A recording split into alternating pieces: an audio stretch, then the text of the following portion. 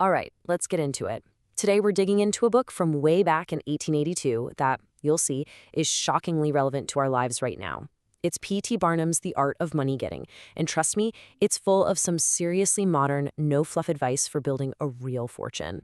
So think about it for a second. Really, what's the toughest part for you? Is it trying to get that promotion? Or maybe coming up with that million-dollar idea? Or is it just figuring out where to even start with investing? We've all got our own money hurdles. But what did the master showman himself think was the absolute biggest challenge? Well, there you have it. It's not about making the money, it's about keeping it.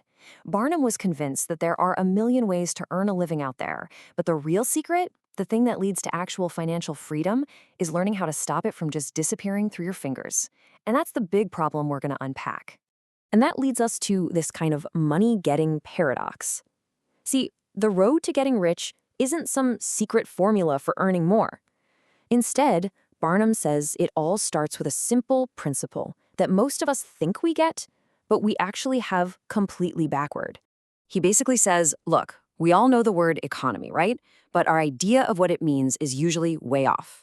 We pinch pennies on the small stuff, the trivial things, while these big, important expenses are just draining our bank accounts dry. And this is the core of Barnum's idea. We have to learn the difference between what he calls false economy and true economy. So, how do we fix this paradox? Well, it's by mastering what Barnum calls true economy. And this isn't about being a cheapskate, not at all. It's about being rational. It's a total mindset shift that, honestly, changes the whole game. Let's break down what he means. Barnum tells this perfect story about a farmer's wife to explain the difference. So she'd insist on only burning one candle at night just to save a few pennies. But then she'd turn around, go to town, and drop a ton of money on fancy ribbons she didn't need.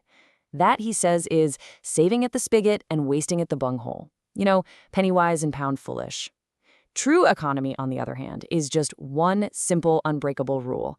Your income always has to be more than your outgo. It's about making conscious choices, not just blindly cutting costs. And he didn't just leave it at that. He gave a really practical tool. Here is his brilliantly simple recipe for getting a handle on your money.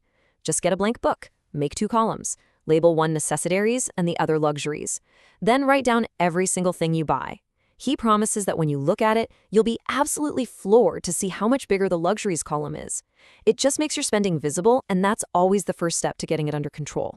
Okay, so once you've got your spending under control, once you're playing some solid defense, it's time to start playing offense. Barnum was adamant that how you make your money, and maybe even more importantly, where you make it, is just as crucial as how you save it. The big idea here is alignment. Barnum was a huge believer that we are all born with our own natural talents.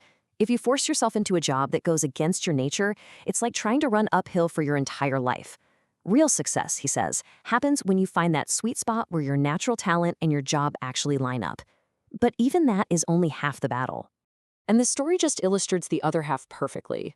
Barnum found this super talented showman working in some little penny arcade in London, a huge talent in a tiny little pond. So Barnum tells him, hey, you've got the right job, but you're in the wrong place. Come to America. The guy actually did it, and after a couple of years, he started his own thing and made a fortune. The lesson here is so clear. Talent isn't enough. You have to put that talent somewhere it has room to actually grow.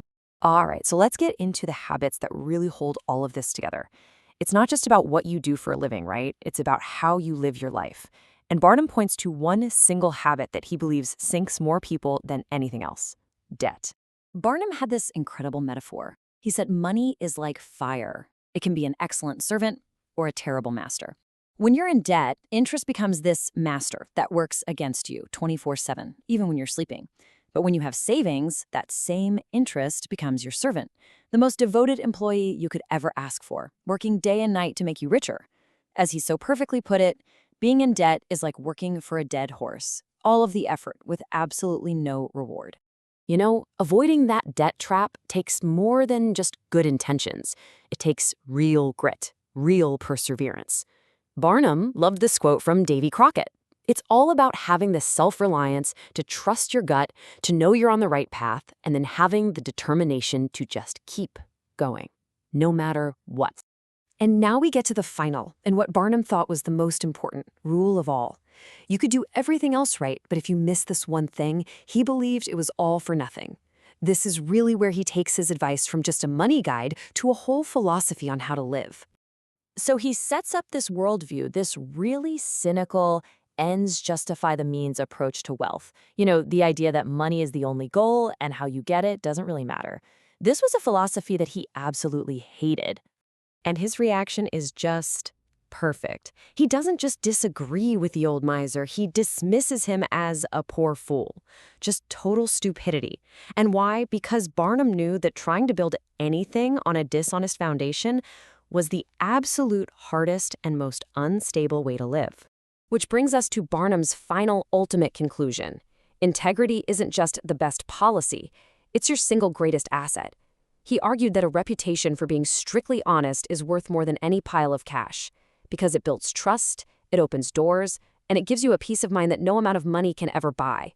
It is the absolute foundation of any lasting success. And so that kind of leaves us with one last question to chew on. From mastering your spending to finding the right career to valuing your integrity above everything else, which of these rules from over 140 years ago feels the most urgent, the most necessary for finding success today? It's something to think about. Thanks for tuning in.